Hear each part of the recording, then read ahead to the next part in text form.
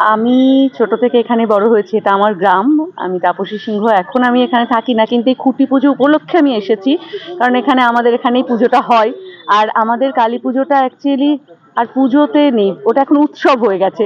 কালী পুজোকে কেন্দ্র করেই এটা এত বড় পুজো হয়, আপনারা না আসলে, মানুষ না দেখলে বিশ্বাস করবে না।